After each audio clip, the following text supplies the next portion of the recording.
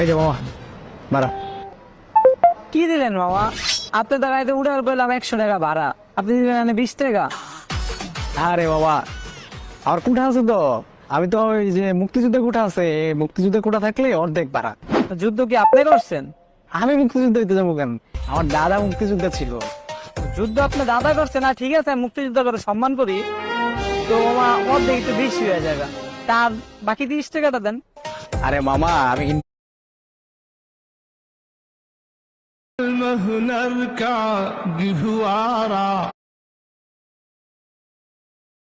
है, हर फूल यहाँ एक शोला है, हर सर यहाँ मीनारा है।